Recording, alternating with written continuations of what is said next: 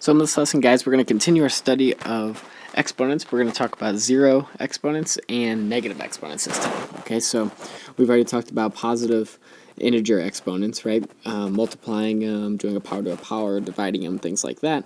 Now we're going to talk about the zero power and then when you have a negative number in your exponent. Okay, so the zero power is a very, very simple one, just one you can't forget.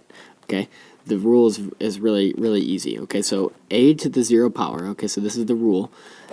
Any number, a could be any number, to anything to the zero power is just equal to 1. Okay, so it doesn't matter what it is, anything to the zero power equals 1. So we could do these examples very, very quickly. Okay, so we've got 5 to the zero power, 1. Very simple. Okay, you should have a 2/3 parentheses around the 2/3. 2/3 to the zero power, 1. Negative 1 to the zero power, 1. X to the zero power, 1. No matter what, it's 1 every single time, so don't forget that. When you have the negative exponents, it's not overly complicated, but it is a little bit more difficult than the zero power. Okay, so the rule for negative exponents is right here in a. Okay, so a to the negative n power just means 1 over a to the n power. Okay, so basically, if you have something to the negative power, you're going to put it to the other side of the fraction line. Okay, because you kind of pretend like this is a to the negative n over 1, so then you basically are going to flip it upside down, and that makes the power a positive number. All right, so we'll start here with 2 to the negative third power. Okay, so 2 to the negative third power, you put 1 over the top of it, and just 2 to the third. Okay, so it looks just like that, and then you could simplify this to 1 over 8. All right, so if you typed in 2 to the negative third power into a calculator, it would pop out 0.125 or 1/8. Remember, for C here, we've got 2/3 to the negative 2 power. Okay, remember that if you have a power on the outside of parentheses, you have to basically distribute it to both of them. So we have 2 to the negative second power over 3 to the negative second power. Okay, now, like I said earlier, one way to think of it is to 1 over whatever that is. Another way to think of a negative power is to put it on the other side of the fraction line. Okay, so 2 is on the top of the fraction line, but it's got a negative power, so we're going to bring it down to the bottom. 3 is on the bottom of the fraction line, but because it has a negative power, we're going to move it to the top. Okay, so you could rewrite this as 3 squared over 2 squared, right? We took the 2 to the negative 2, brought it down to the bottom to make it a positive exponent, and the same thing with the 3. So 3 squared is 9, 2 squared is 4, so the answer would be 9/4 or 2.25. All right, now lastly here, this is just one special case. If you have 0 to the negative 7th power, right, we're going to rewrite that as 1 over 0 to the 7th power. Well, if you have 1 over 0 to the 7th power, that's the same as like 1 over 0, and you can't have a 0 in the denominator, right? That's a big problem. So this is undefined. There's no answer. There's no solution for that 0 to the negative 7th. It would blow up. Okay? Let's do some examples. So the first couple are pretty simple. At the very end of these, you'll probably have to watch a couple extra times just because they're pretty tough. All right, so this first one, we've got negative 2 to the 5th power. Remember, you got to have the negative, or you have to have a negative. Anytime you have a negative number, you have to have parentheses around them to tell me that the power is acting on the entire negative 2 and not just the 2. Okay, so we have, this is like negative 2 to the 5th over 1. Right? We're multiplying it by negative 2 to the negative 5th, which is going to be the same as 1 over negative 2 to the 5th. Okay? So when you multiply straight across here, you're going to get negative 2 to the 5th over negative 2 to the 5th. Okay? Now these top and bottom here, you should notice are the exact same number. So if you have anything divided by itself, the answer is just going to be 1. Okay? So the answer to that one is 1. Number 2 here, we're going to do the power to a power. Remember, when you have power to a power, you multiply the exponents together.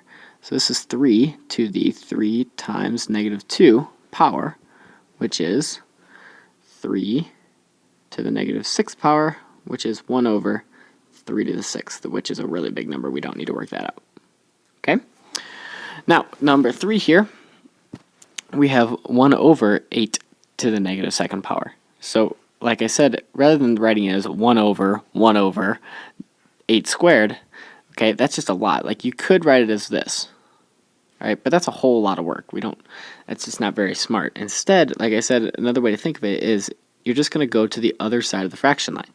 Okay, so in order to make the negative exponent a positive one, we're just going to write it as, we're going to put it to the top of the fraction line. So we'll have 8 squared over 1. Okay, and 8 squared is just 64, and you don't need to worry about the over 1 part. Now, number 4 here. This is where things start to get a little bit tricky. So for number 4, remember what we do when we divide by two exponential expressions, right, or factors, when we have the exact same base. So if you have 7 for the same base, remember we subtract the exponents. So to subtract the exponents, we've got 7 to the 3 minus 5 power, okay, which is 7 to the negative 2 power, right? And 7 to the negative 2, right? To simplify that, we just write it as 1 over 7 squared, which is 1 over 49. Okay? It looks just like that. Now, another way to think about this, another way to think about a problem like this, is to just write all of your 7s out. 7 times 7 times 7, right? That's 7 cubed up top, and 7 times 7 times 7 times 7 times 7, right, is 7 to the 5th on bottom. Well, all we're doing is basically canceling out whatever we have. Okay, so this 7's go away, those 7's go away, those 7's go away, and on top we're left with nothing. Okay, so it's just 1, and on the bottom we're left with 7 squared. 1 over 7 squared, which is 1 over 49. Okay, you get the same answer either way, whatever. I'm not sure which way is best for you to work with, but either way works for me. Alright, so number 5. 5 takes us to the next kind of level.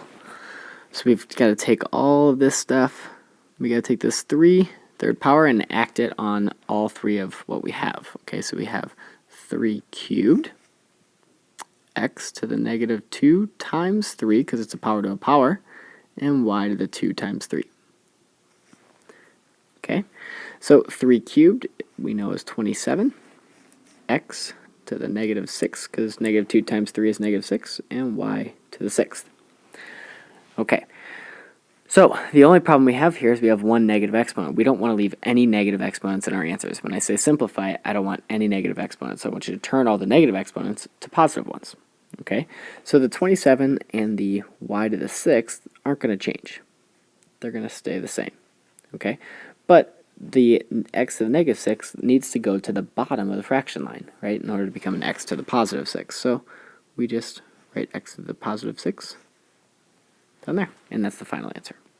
Okay, the reason you couldn't do any subtraction here with your exponents is because we have different bases. That one's a y, that one's an x, so that's as far as we can go. Alright, really difficult problems here. So we have 4x to the negative 2, y to the 4th, all over 8x times y to the 6th. Okay, now the first thing we want to do is get all the negative exponents down to where they're positive ones. Or up, I guess it depends. Okay, so this x to the negative 2, we want to send down to the bottom and make an x squared. Okay, and then we can start working with it. So we've got 4 y to the 4th, and on the bottom we have 8 x y to the 6th x squared, right? We got to take that x to the negative 2 and make it an x squared at the bottom. Okay, so now we can start combining our like terms. Okay, well, first we can reduce our fraction here. Right, the 4, you could divide both by 4, so that becomes a 1, that becomes a 2. So you don't need to worry about the 1 anymore. You could just let it alone. So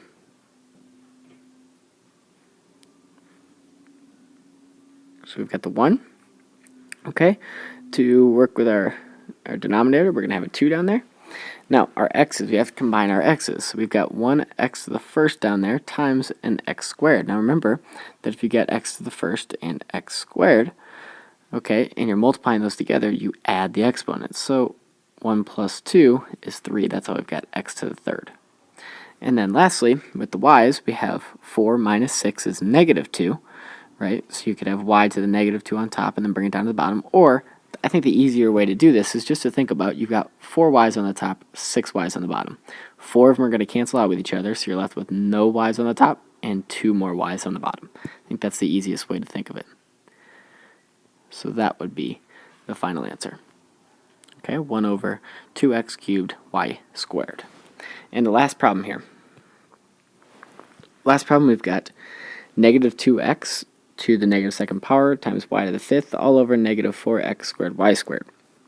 So we've got to first do some simplifying before we can do anything else. So we've got to take this negative 2, right, and kind of distribute that into our negative 2x.